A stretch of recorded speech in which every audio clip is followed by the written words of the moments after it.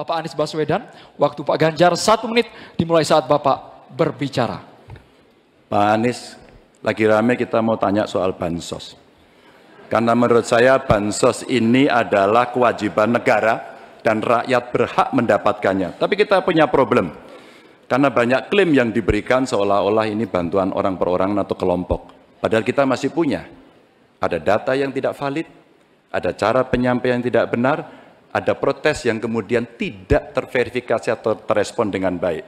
Ini yang menjadi pertanyaan saya kepada Pak Anies adalah, menurut Pak Anies kira-kira, bagaimana tata kelola bansos agar 1, tidak saling klaim, 2, bisa tepat sasaran, 3, tidak menimbulkan kecemburuan-kecemburuan, sehingga inilah satu harapan yang betul-betul bisa diterima oleh rakyat. Silakan. Masih ada waktu Bapak? Cukup. Kami persilakan calon presiden nomor urut 1, Bapak Anies Baswedan, menjawab pertanyaan yang disampaikan oleh calon presiden nomor urut 3, Bapak Ganjar Pranowo. Waktu Bapak Anies 2 menit dimulai saat Bapak berbicara. Ya, terima kasih Pak Ganjar. Pertama, kita harus menyadari bahwa yang disebut sebagai bansos adalah bantuan untuk si penerima, bukan bantuan untuk si pemberi.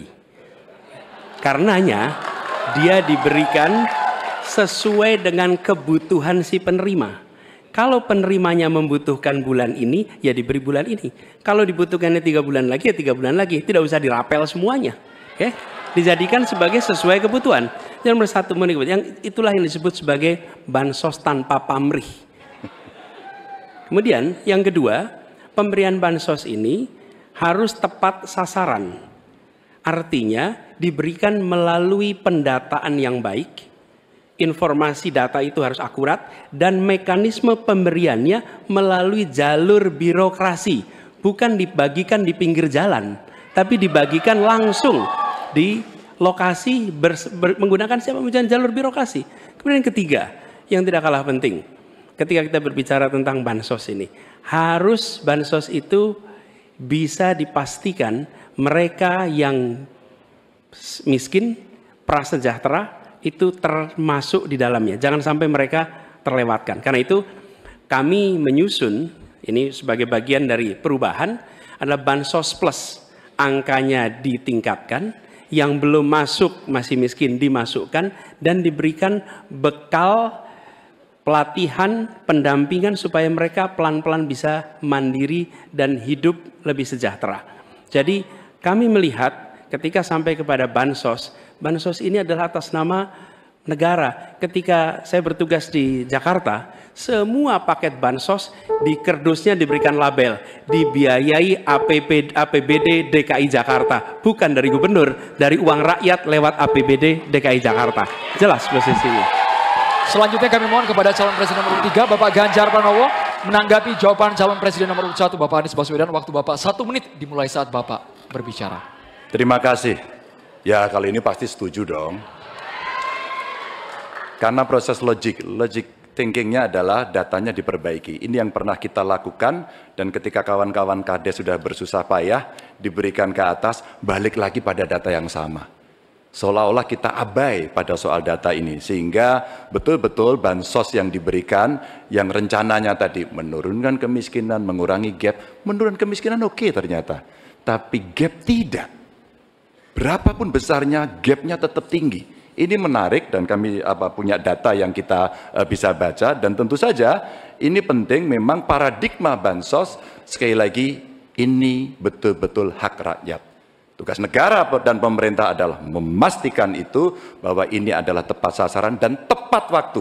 Tadi yang disampaikan betul. Dan kami berusul bantuannya ganti aja deh, bantuan kesra, karena tugas negara itu menciptakan keadilan sosial, bukan menciptakan bantuan sosial. Waktunya habis Bapak.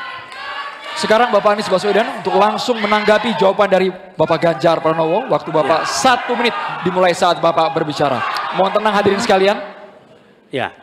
Terima kasih Pak Ganjar. Dan yang dibutuhkan juga Pak Ganjar, kita harus mulai memikirkan opsi bahwa bantuan itu bisa berbentuk cash transfer, mengurangi potensi korupsi dalam pengadaan barang. Karena kita tahu pengadaan bantuan sosial itu pada satu sisi memang membantu, sisi lain ini memberikan usaha pada justru usaha-usaha raksasa, karena yang diisikan di situ adalah produk-produk dari perusahaan-perusahaan raksasa. Dan ini yang menurut saya harus koreksi. Bila bantuan itu diberikan langsung dalam bentuk cash, ini salah satu yang perlu kita pertimbangkan. Mereka langsung gunakan sesuai dengan kebutuhannya.